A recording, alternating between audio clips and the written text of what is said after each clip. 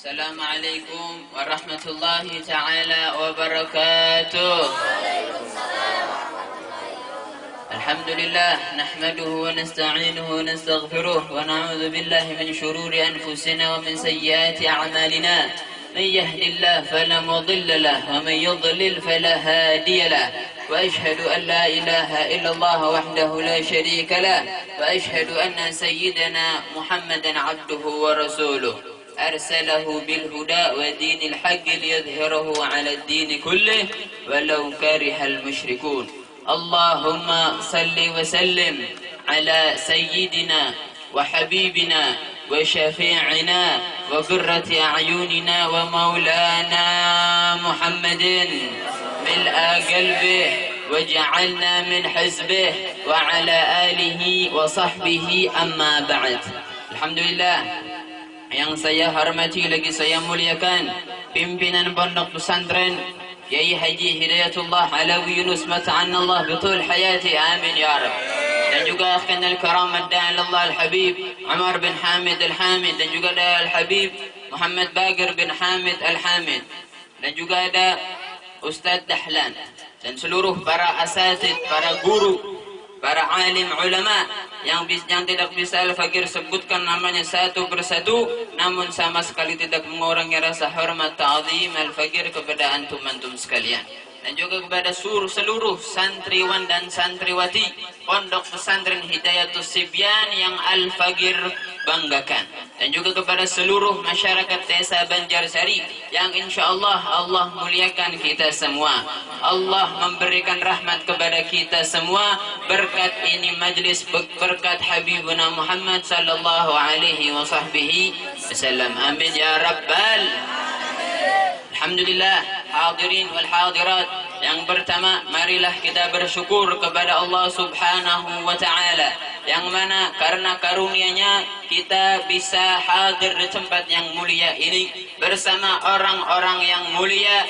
Insyaallah kita semua akan dibangkitkan bersama orang-orang yang mulia. Amin ya rabbal alamin. Alhamdulillah, hadirin. Pada acara pagi hari ini, pagi apa siang ini? Pagi menjelang siang. Oke, berarti gitu. Kepanjangan. Ya deh. Alhamdulillah, pada acara pagi menjelang siang hari ini, masa gitu? Ya deh, apa. Pada acara pagi menjelang siang hari ini, kita berkumpul bersama untuk menghadiri tadi acara 40 hari. 40 hari Haji siapa? Haji Parman dan Haji Jahi. Betul? Alhamdulillah, kita menghadiri acara 40 harinya. Oh iya, dan juga tidak saya lupakan juga Sahibul Bait. Sahibul Bait Bapak Syekhi. Namanya keren ya. Bapak Syekhi. Hah? Syekhi. Hah? Itu nama anak. Beda. Syekhi ini kalau anak artinya guru saya. Berarti tuan rumah ini guru kita bersama. Luar biasa. Kepada tuan rumah Sahibul Bait Bapak Syekhi dan juga Ibu Tasila, betul, yang sudah luar biasa berkat mereka ini, berkat Sahibul Bait yang bisa memberikan acara yang luar biasa ini. Kita harus banyak-banyak terima kasih kepada Sahibul Bait, dan juga kepada Sahibul Bait apabila Al-Fakir dan seluruhnya yang hadir di tempat ini, kalau ada salah-salah tolong dibukakan pintu maaf yang sebesar-besarnya. Tadi Al-Fakir sebutkan ini bertepatan dengan 40 hari almarhum daripada keluarga Sahibul Bait.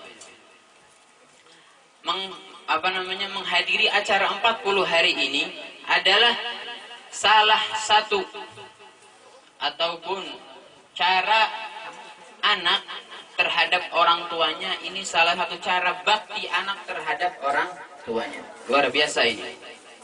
Tadi kita hadir acara 40 hari ini, Bu, Pak, yang kita baca bukan hanya sekedar bacaan-bacaan sembarangan.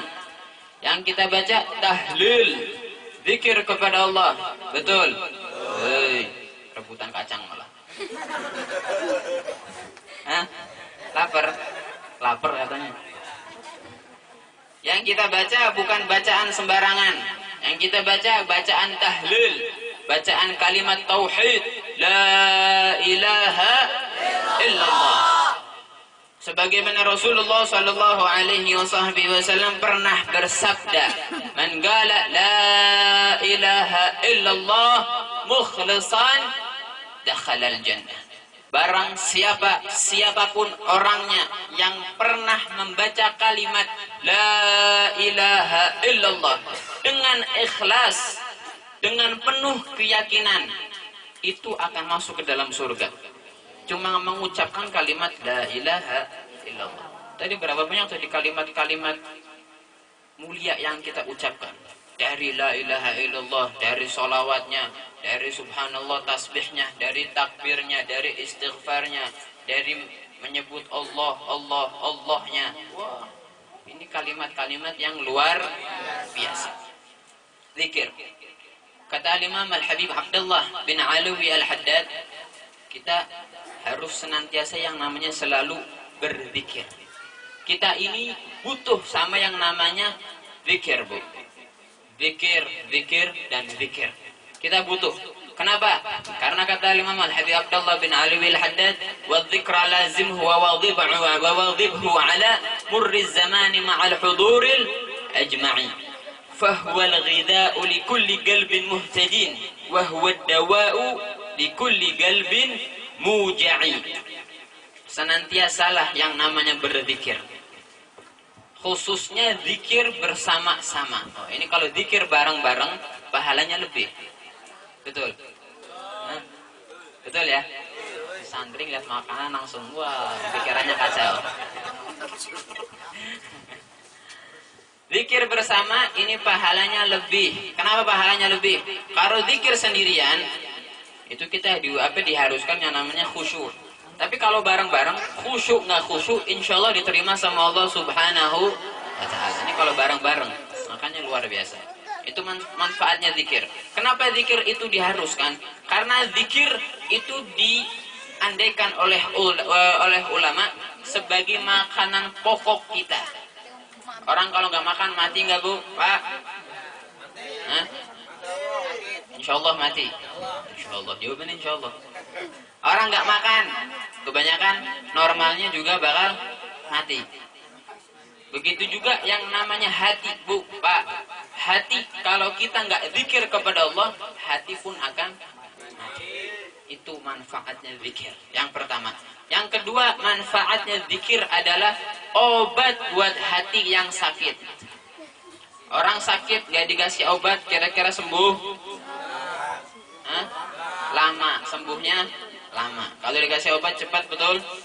Begitu juga hati. Kalau lagi sakit diobatin dengan apa? Dengan zikir. Penyakitnya hati banyak.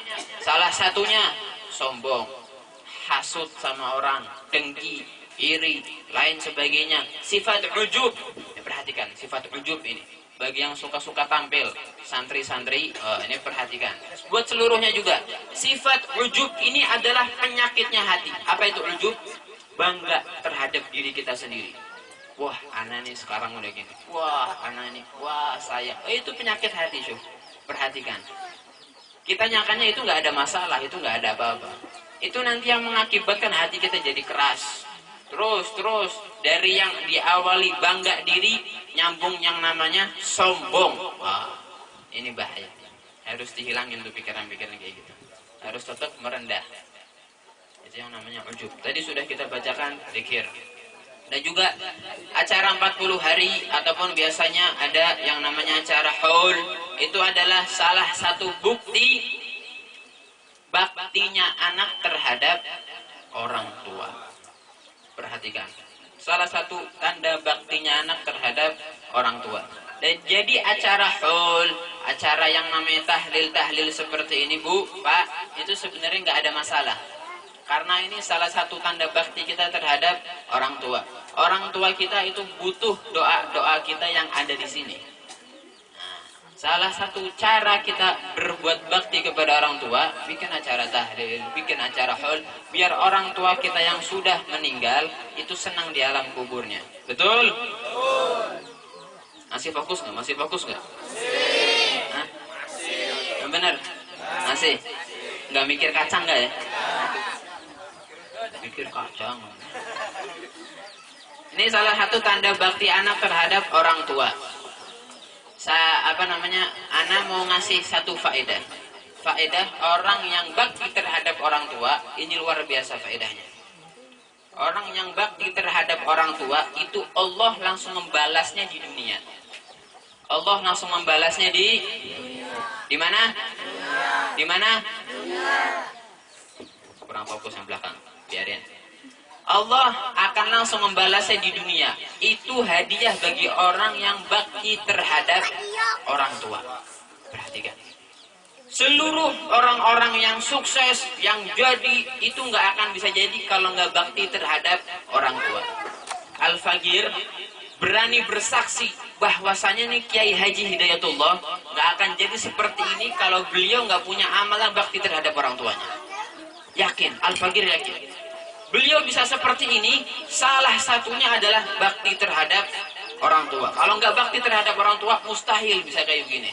Mustahil kalian semua mau ngedengerin omongannya beliau. Ini hal yang mustahil. Kenapa Allah kasih beliau magom yang begitu mulia? Dikarenakan bakti terhadap orang tua. Salah satunya. Bukti depan kita sudah ada.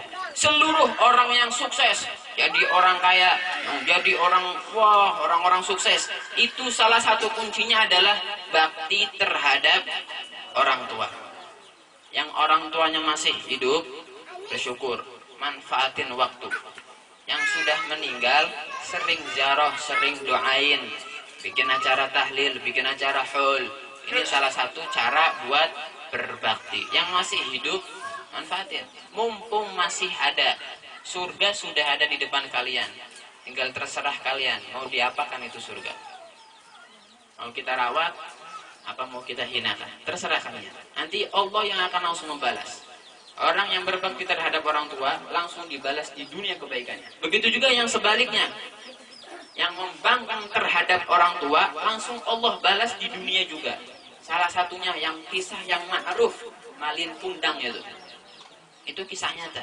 Langsung Allah azab di dunia, belum di akhirat, baru di dunia sudah diazab. Bagaimana nanti di akhirat? Rasulullah Shallallahu Alaihi Wasallam pernah bersabda, birru abaakum ya birrukum abnaakum. Berbuat baktilah kalian terhadap orang tua kalian, niscaya nanti anak-anak kalian akan berbuat bakti terhadap kalian. Perhatikan Bu, Pak, perhatikan konteks hadisnya Rasulullah. Kata Rasulullah, berbaktilah terhadap orang tua, nanti anak-anak kalian akan berbakti terhadap kalian. Ini ulama mentafsirkan ini hadis. Di dalam ini hadis ada 5 bisyarah. Di dalam ini hadis luar biasa. Rasulullah ini dibeli sama Allah suatu bisa berbicara sedikit tapi maknanya luas. Ini salah satu khususiyatnya Nabi Muhammad sallallahu alaihi nabi. Rasulullah bilang cuma simple, berbaktilah terhadap orang tua kalian. Nah, ini saya anak-anak kalian akan berbakti terhadap kalian. Simple, tapi maknanya luas. Rasulullah bilang seperti ini. Yang pertama, Rasulullah bilang berbakti terhadap orang tua, anak-anak akan berbakti kepada kalian. Faedah yang pertama, faedah berbakti yang pertama di hadis ini menunjukkan orang yang berbakti terhadap orang tua akan panjang umur, Bu. Orang yang berbakti terhadap orang tuanya akan panjang umur. Kenapa? Karena Rasulullah bilang, berbaktilah kepada orang tua, niscaya anak-anak kalian akan berbakti. Orang nggak mungkin nggak panjang umur kalau punya anak. Kalau punya anak berarti panjang umur. Oh iya. Rasulullah bilang berbakti terhadap orang tua, anak kalian akan berbakti kepada kalian. Rasulullah bilang anak kalian, berarti pasti punya anak, pasti panjang umur. Yang pertama, faedah yang pertama. Faedah berbakti yang pertama. Faedah yang kedua adalah husuli aulad, pasti punya anak. Ini faedah yang kedua, faedah berbakti terhadap orang tua, insya Allah dikasih anak sama Allah. Kenapa? Karena Rasulullah bilang berbaktilah terhadap orang tua, niscaya anak-anak kalian akan berbakti kepada kalian. Rasulullah nggak akan bilang berbakti, maksudnya nggak akan ngasih faedah anak-anak kalian akan berbakti kepada kalian kecuali punya anak. Kalau nggak punya anak, nggak ada yang berbakti sama kita. Ini faedah berbakti kepada orang tua yang kedua. Faedah yang ketiga adalah apa Mas? Yang ketiga. Yang pertama adalah tulul umur, husul li aulad, hayatihim birruhum kami. Yang ketiga adalah hayatihim, anaknya pada hidup. Ini faedah yang ketiga, anaknya pada hidup. Karena nggak mungkin kalau anaknya nggak hidup, nggak bisa berbakti kepada kalian. Ini percakapan Rasulullah, berbakti kepada orang tua, anak-anak akan berbakti kepada kalian. Ini ucapan anak-anak berbakti kepada kalian, maksudnya panjang umur, punya anak, anak-anaknya hidup. Yang ketiga. Yang keempat faedahnya, anak-anaknya pasti berbakti, itu yang jelas. Konteks hadisnya yang jelas, anak-anaknya pasti berbakti kepada kita. Yang kelima, nanti kita akan ngalamin anak-anak kita jadi besar. Karena nggak mungkin Bu, seorang anak berbakti kepada orang tua kalau masih kecil. Berbaktinya anak terhadap orang tua kalau sudah besar, sudah punya cucu. Ini faedah berbakti terhadap orang tua. Faedahnya 5 dalam satu hadis. Baru faedahnya 5, belum yang lainnya. Ini luar biasa. Betul. Masih fokus? Ya, ada kisah. Tahu Fir'aun? Kenal Fir'aun? Hah? Enggak. Oh enggak? Kenal Fir'aun enggak? Siapa itu? Kafir. Kenal Fir'aun? Kenal ya? Kenal di mana? Pernah ketemu? Hah? Dari cerita, betul. Fir'aun ini adalah orang kafir, orang yang dibenci sama Allah. Tapi perhatikan, Fir'aun orang yang kaya. Fir'aun orang kaya, kayaannya di mana-mana. Fir'aun raja. Kekuasaannya meliputi beberapa negara. Fir'aun beberapa tahun tidak pernah sakit. Makanya dalam dirinya punya rasa ujub tuh tadi tuh, gara-gara rasa ujub, bangga diri. Aku nggak pernah sakit. Aku orang kaya. Akhirnya aku jadi Tuhan. Dikarenakan sifat ujub, bangga diri. Fir'aun kenapa bisa jadi orang kaya? Kenapa bisa memiliki kekuasaan yang sangat luas? Kenapa nggak pernah sakit? Ada ulama yang mengatakan dikarenakan satu, kenapa dia bisa seperti itu? Karena dia sangat bakti terhadap ibunya. Ini Fir'aun, orang kafir yang dibenci sama Allah, bakti terhadap ibunya, Allah balas di dunia. Tapi di akhirat Allah siksa karena dia orang kafir. Di dunia Allah balas dikarenakan bakti terhadap ibunya. Ini Fir'aun. Sekali lagi, kenal nggak? Ini Fir'aun. Ini tetangga. Siapa yang bilang tetangga tuh? Berarti tetangga ini Fir'aun gitu. Kacau nih bilang tetangga Fir'aun. Istighfar ente. Ini Fir'aun. Bagaimana dengan orang muslim, umatnya Habibuna Muhammad yang bakti terhadap orang tua? Wah, udah. Balasannya satu, langsung surga. Orang yang bakti terhadap orang tua balasannya langsung surga. Yang nggak bakti neraka. Udah cukup, nggak panjang lebar. Yang bakti surga, nggak bakti neraka. Udah, nggak ada pertengahan. Nggak ada pertengahan. Barang siapa yang berada di ridho orang tuanya masuk surga. Yang nggak berada di ridho orang tuanya masuk ke dalam neraka.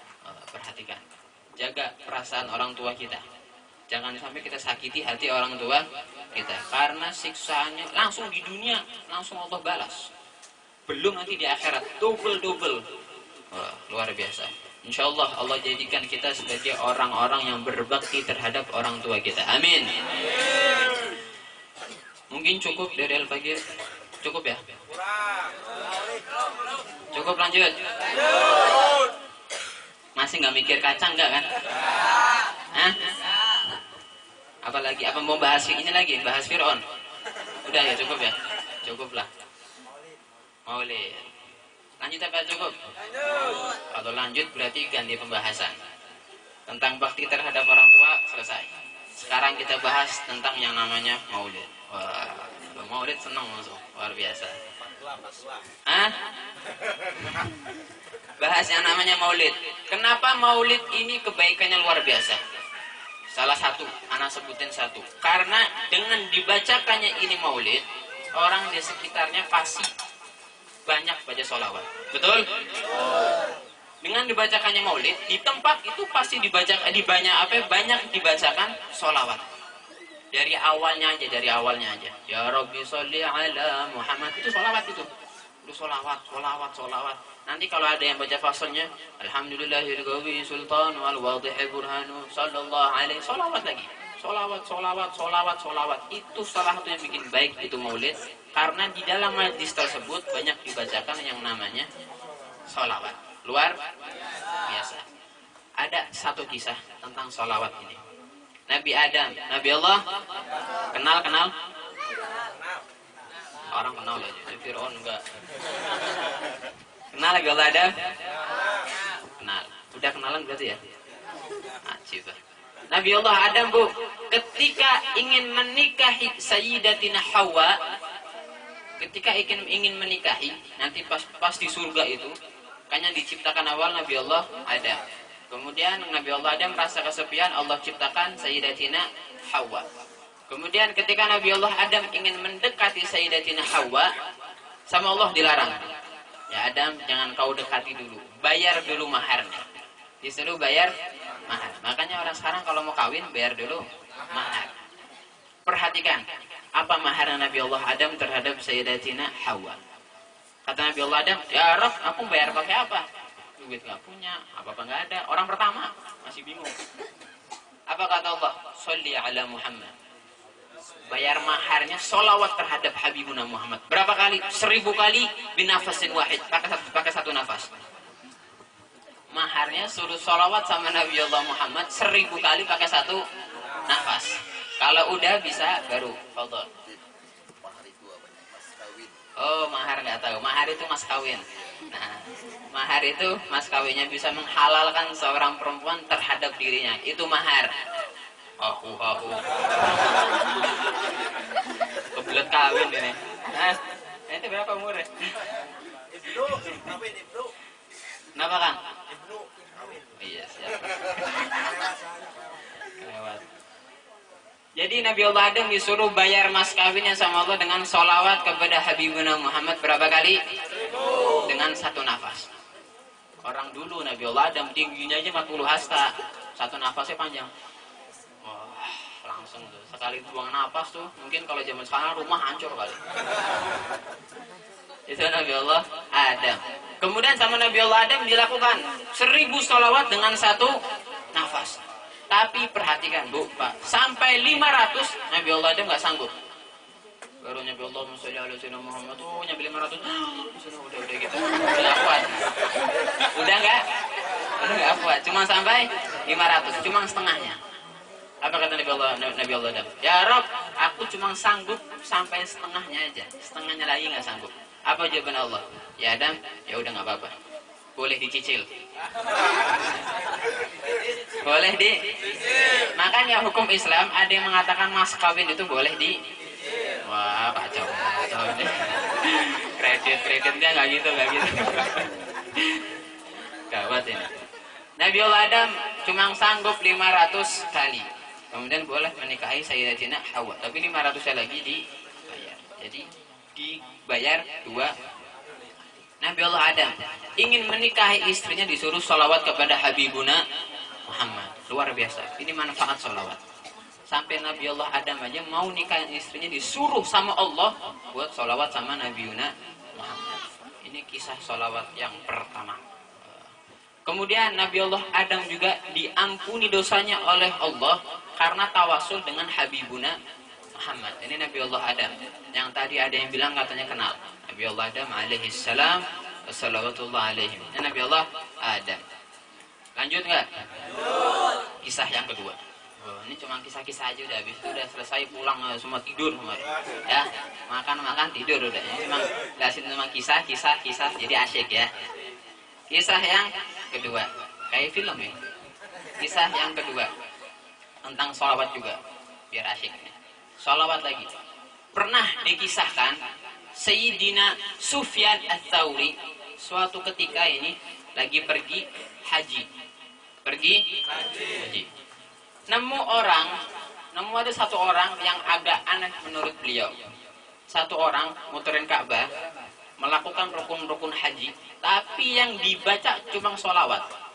Setiap kali tawaf, bacanya sholawat. Allahumma sholli ala sayyidina Muhammad wa ala ali sayyidina Muhammad. Terus sa'i bacanya sholawat. Ngapa-ngapain bacanya sholawat? Ini Sayyidina Sufyan bingung.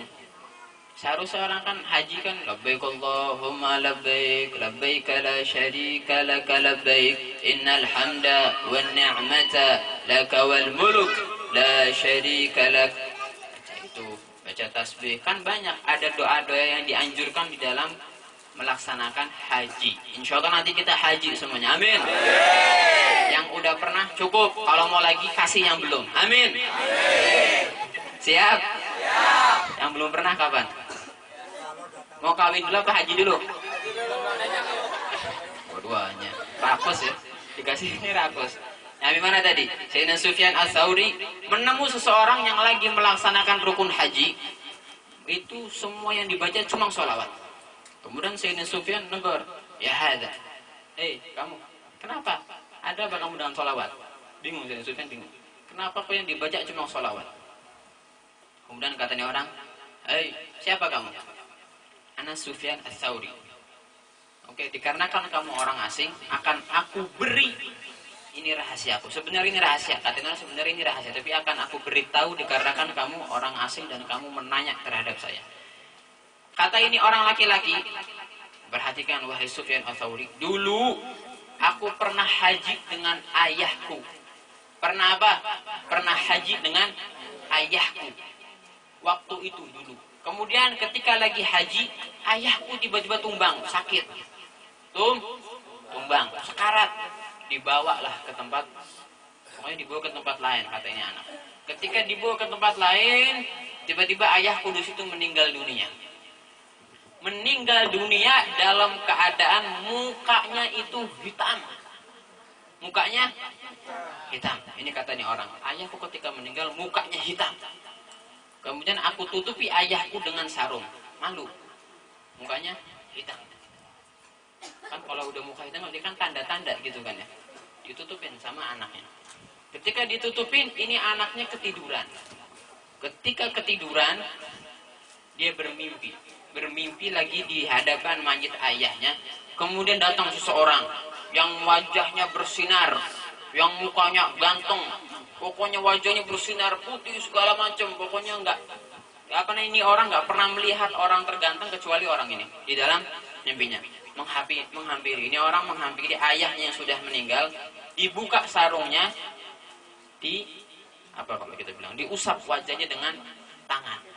Diusap wajahnya dengan tangan ini orang yang ganteng ini. Kemudian seketika wajah ayah yang tadi hitam berubah jadi bersinar.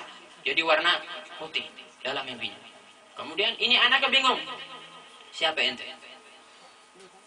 Apa kata ini orang laki-laki? Ente nggak kenal anak. Ana Muhammad bin Abdullah. Ana Rasulullah. Kata ini orang. Jadi orang ini mimpi bertemu dengan Rasulullah yang Rasulullah mengusap wajah ayahnya berubah seketika jadi bercahaya. Kemudian ini anak bangun.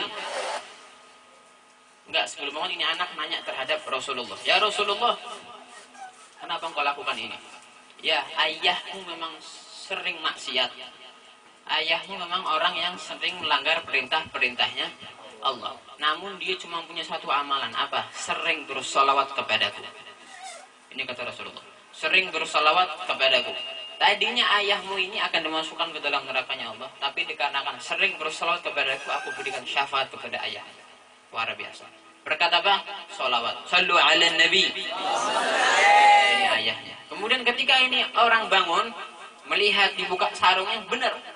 Yang berada di mimpi, kejadian betul dalam kisah nyatanya. Makanya dari detik itu, sampai kapanpun dia solawat terus. Haji ya solawat terus. Luar biasa, ini orang. Kata Rasulullah, pernah ada satu sahabat yang bertanya terhadap Rasulullah. Bertanya kepada Rasulullah, ya Rasulullah, kan orang katamu, orang yang bersalawat kepadamu satu kali, Allah balas dengan 10 kali. Apakah ini balasan buat orang yang sholawatnya khusyuk atau yang sholawatnya mikirnya kemana-mana? Apa jawabannya Rasulullah? Ini balasan ini buat orang yang sholawat walaupun ghafilan, walaupun nggak khusyuk. Sholawatnya nggak khusyuk, mikirnya masih mikirin utang, mikirin perempuan, tapi mulut itu sholawatan, pikirannya kemana-mana.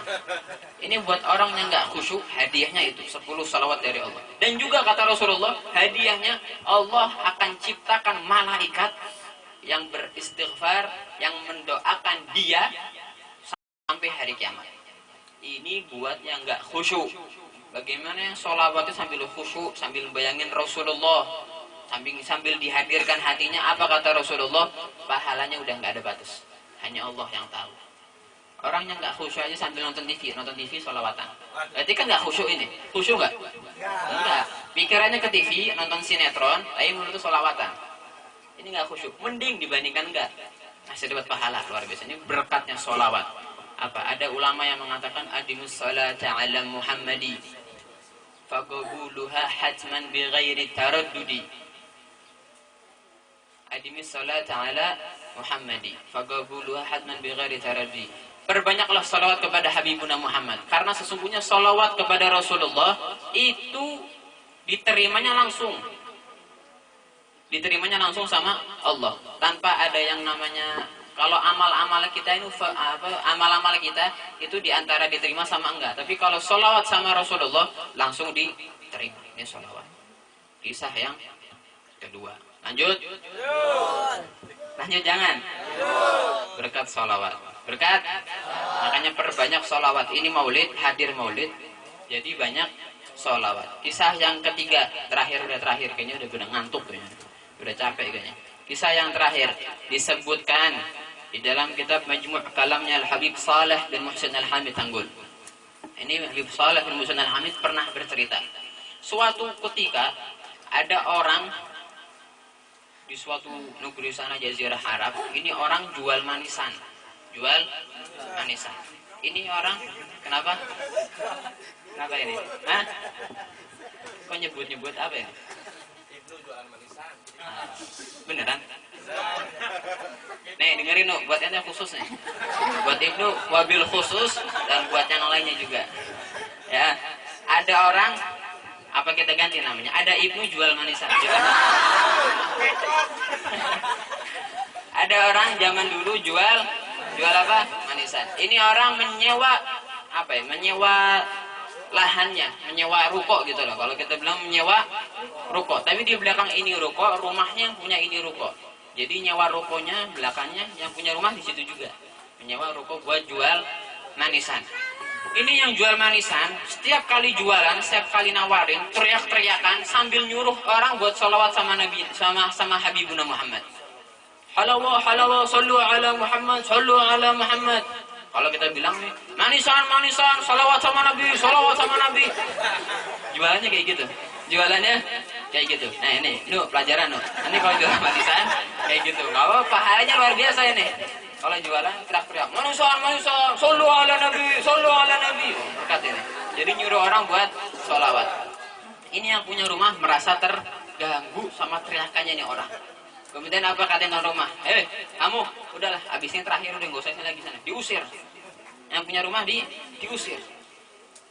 Kebetulan setelah ini yang punya rumah ngusir itu yang jual manisan, bukan Ibnu nggak diusir insyaallah ya, enggak ya. Setelah yang punya rumah ini mengusir yang jual manisan, kebetulan pada tahun itu ini orang mau berangkat haji. Ketika sampai di depan makamnya Rasulullah, ketika sampai di Madinah, di makamnya Rasulullah, ini orang mendengar teriakannya tadi orang yang jual manisan di dalam makamnya Rasulullah. Sama teriakannya gitu juga. Manisan, sholawat sama Nabi. Terdengar di dalam makamnya Rasulullah. Kaget ini orang. Berarti ini sholawat bukan hal yang sembarangan. Pulang lagi nih orang. Pulang lagi nyari tadi orang yang jual manisan. Itu disuruh di tempatnya lagi, dibangunin lagi rukonya, dibagusin, disuruh di situ nggak usah bayar, udah bebas. Luar biasa. Berkata apa? Jualan sambil nyuruh orang sholawat. Ini pelajaran buat yang dagang. Nah, teriak-teriak suruh sholawat sama Nabi. Gak apa-apa, pahalanya besar ini. Ada satu kisah lagi. Ada seorang orang solihin, dia ini punya tetangga. Tetangganya ini ahli maksiat. Pokoknya nggak pernah taat sama Allah. Sampai-sampai kata ini ulama, udah pernah anak suruh buat taubat, tapi nggak mau taubat. Saking bejatnya ini orang. Kemudian meninggal, mati. Gitu loh. Kemudian ini orang yang tadi bejat mati. Ini orang solihin mimpi ketemu dengan itu orang, ternyata masuk ke dalam surga. Bingung. Ahli maksiat disuruh taubat nggak mau, meninggal masuk ke dalam surga. Enak ya? Ini ulama bingung. Kok bisa? Apa yang membuatmu masuk ke dalam surga? Ini orang cerita. Sebenarnya cuma satu yang bisa bikin anak masuk ke dalam surga. Lagi itu suatu ketika di kerumunan orang-orang banyak. Di mana? Pokoknya lagi ngumpul orang-orang banyak. Ini dia teriak dengan suara yang keras, menyuruh seluruh orang untuk sholawat kepada Rasulullah. Kemudian yang dengar pun ikut sholawat. Berkat itu semuanya diampuni sama Allah, masuk ke dalam surganya Allah. Makanya kalau anak lagi sallu ala nabi, sholawat yang rame. Biar barang-barang masuk ke dalam surga. Amin. Sallu ala nabi. Gitu. Kalau sholawatan pakai hadro, pakai mic biar keras, itu bagus. Undang orang biar sholawat, jangan dilarang. Undang orang biar sholawat. Nah, karena apa? Karena makin keras kita menyuruh orang buat sholawat, makin bagus, makin banyak pahalanya. Kalau orang yang nggak mau sholawat disebut orang yang pelit. Disebut orang yang pelit. Sallu ala nabi. Kan mantap ya enggak? Mantap, kita nanti jadi saksi nanti di hari kiamat ini. Amin. Amin ya rabbal. Lanjut. Terakhir mulu ya. Tadi udah mau terakhir, terus ingat lagi ada kisah lagi. Udah mau terakhir, ingat lagi. Nggak kelar ini. Jam berapa Kiai? 10:30 ya? 9. 10:30. Ini ada kisah tentang, ini kisahnya Rasulullah dengan Sayyidatina Aisyah radhiyallahu anha. Jadi suatu ketika, Pak, Bu, Siti Aisyah ini di waktu sahur ini sebelum subuh lah, jam 3, jam segituan. Siti Aisyah ini lagi menjahit baju. Jahit apa? Lagi jahit. Ketika lagi jahit baju, kan zaman dulu kan nggak ada listrik, nggak ada lampu. Pakainya apa? Ceplek lah, terserah lah. Pokoknya nggak ada lampu intinya. Nggak ada lampu. Intinya penerangan, suatu penerangan pada zaman dahulu yang kita nggak tahu namanya apa itu. Dah gitu ya. Sedang menjahit dengan ceplek lah, lilin lah pokoknya. Lagi jahit, tiba-tiba jarumnya jatuh. Lilinnya mati. Repot ya. Malam-malam lagi jahit, udah pakai lilin, jarumnya jatuh, lilinnya mati. Ini Siti Aisyah. Kebingungan nyari jarum. Kemudian lagi repot-repotnya Siti Aisyah mencari jarum yang jatuh di kegelapan malam. Datanglah Rasulullah sallallahu alaihi wasallam. Sallu ala nabi. Ketika Rasulullah masuk, ketika Rasulullah datang, apa yang terjadi? Ruangan jadi terang. Ruangan jadi terang dikarenakan cahaya yang memancar dari wajahnya Rasulullah. Sallu ala nabi. Sampai Siti Aisyah kebingungan, saking terangnya nggak bisa ketemu itu jarum. Kalah, tadi yang lilin itu kalah terangnya dengan sinar wajahnya Rasulullah sallallahu alaihi wasallam. Siti Aisyah pun bingung. Ma adwa'u wajhak ya Rasulullah. Alangkah begitu bercahayanya wajahmu wahai Rasulullah. Kemudian apa kata Rasulullah? Rasulullah bilang kepada Siti Aisyah, wailun liman lam yarani. Wahai Aisyah, celaka bagi orang yang enggak pernah melihatku. Wah, celaka ini. Bagi orang yang tidak pernah melihatku. Kemudian apa jawab Siti Aisyah? Siti Aisyah nanya kembali kepada Rasulullah. Ya Rasulullah, siapa orang yang enggak pernah melihatmu? Nanya kan, bingung kan? Apa jawab Rasulullah? Orang yang enggak pernah melihatku adalah orang-orang yang pelit. Orang-orang yang pelit. Bakhil, yang pelit. Orang-orang yang pelit. Siti Aisyah makin bingung. Orang yang enggak pernah melihatmu, orang-orang yang pelit. Siapa ya Rasulullah orang-orang yang pelit? Apa jawab Rasulullah? Orang-orang yang pelit itu ketika disebutkan namanya, namaku di sisinya, dia tidak mau bersolawat kepadaku. Ini orang-orang yang pelit, orang-orang yang celaka kata Rasulullah. Makanya sallu ala nabi. Jangan jadi orang yang pelit. Perbanyak solawat. Udah ini sih benar-benar terakhir ini. Udah cukup lah. Mungkin cukup sekian dari Al-Fagir yang bisa Al-Fagir sampaikan. Kalau ada tutur kata ataupun suatu kata-kata yang gak berkenan di hati antum sekalian, tolong dibukakan pintu maaf yang sebesar-besarnya. Wal'afu minni wa minkum. Wassalamualaikum warahmatullahi ta'ala wabarakatuh. Waalaikumsalam warahmatullahi wabarakatuh. Terima kasih atas mau'idotul hasanahnya. Mudah-mudahan kita bisa mengambil hikmahnya dari apa yang telah disampaikan oleh beliau. Untuk acara yang terakhir yaitu tutup doa, tapi sebelumnya tutup doa, saya sebagai pengatur waktu, penata acara, mohon maaf yang sebesar-besarnya apabila di dalam penyampaian susunan acara tadi banyak hal-hal yang kurang maupun kelebihannya. Kira-kira memaafkan. Alhamdulillah. Kepada Ustadz Aunuddin, waktu yang mulia ini dipersilakan. Akhirul kalam, wassalamualaikum warahmatullahi wabarakatuh.